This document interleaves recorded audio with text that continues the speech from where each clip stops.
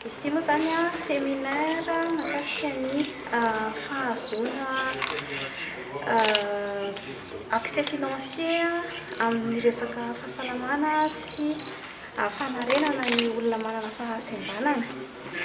Dia ho anay manokana zany a maro be ny zavatra dinihana tato anatiny zany.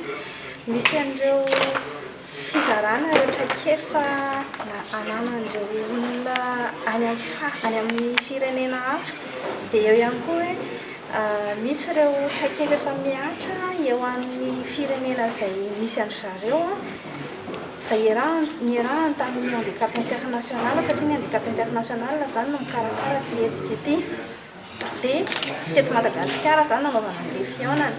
Dia tao anatin'izay zany misy fizarana ireo traikefa, misy présentation maromaro mifanesy nandritry ny efatr'andro. Dia teo ihany koa nefany misy ireo étude izay nataon'ny firenena anankitelo izay nividian'ny handicap international anatanterahana zany. Dia misy outil anankiray izay nampiavana zareo, izany hoe outil de diagnostic ilay izy zany, ahafahana mievaluer ny zava-misy ao amin'ilay firenena zany mahakasika an'izay accès financier mahakasika ny réadaptation ny olona manana fahasembanana izay.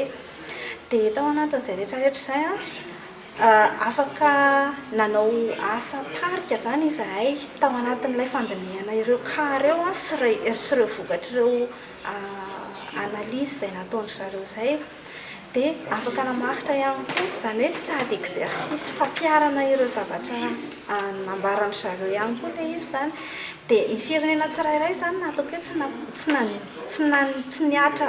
nahazo an'izay hoe fandinihana sy fanaovana évaluation ilay firenena izay dia nahazo traikefa daholo ny tsirairay avy zany hoe ahoana ny fampiasana an'ilay outil, ahoana koa ny mety vokatra azo.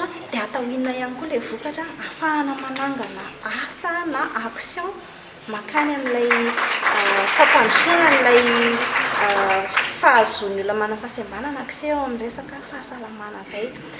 Dia tao anatin'izay zany izahay misy ihany koa rehefa ohatran'ny hoe fampianarana mahakasika an'ilay technique de plaidoyer, inona daholo ny processus arahana mahakasika an'izay resaka fitakiana eo anivon'ny mpitondra fanjakana moa indrindra ny tena voakasika zany. Dia ho anay manokana zany raha izay participant eto Madagasikara aloha ny resahako zany hoe zany miresaka aminareo izay anisan'ny acteur anankiray miasa eo amin'ny sehatra ny fahasembanana. Za manokana manana fahasembanana ara-pahitana. Dia ao anatin'izay ihany koa zany hoe tsy miasa rery izahay manatanteraka ilay réadaptation à base communautaire eto Antananarivo fa miara-miasa amin'ny acteur marobe. Dia ny fomba fijereto zany tsy hoe ho anay ihany en tant que ONG locale fa tena hoe ho an'ny Madagasikara iray manontolo. Dia izay mahatonga ilay hoe misy fandraisana anjara ministèran'ny fahasalamana, ministèran'ny mponina, ireo partenaire technique et financier izay voakasika ihany koa zany. Dia eo ihany koa ny ONG locale sy ny association des personnes handicapées eto Madagasikara. Dia tao anatin'izay zany misy fijerena hoe inona ny asa izay miandry antsika ary manoloana an'izay zavatra nianarana sy hoe voaray tao anatin'izay efatrandro izay. Dia afaka namaritra moa zany izay arak'izay efa hoe initiative andraisin'ny gouvernement mahakasika ny ohatra hoe ratification fankatoavana ny lalàna iraisam-pirenena ho an'ny olona manana fahasembanana izay.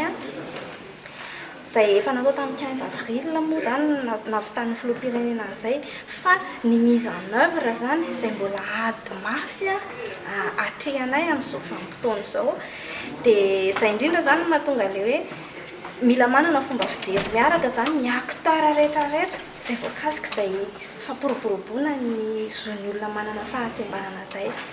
Dia ho anay zany traikefa mafonja no azonay teto aloha zany ahafahana mijery hoe inona zany no azontsika atao eto Madagasikara mahakasika an'izay fampiroboroboana ny zon'ny olona manana fahasembanana izay.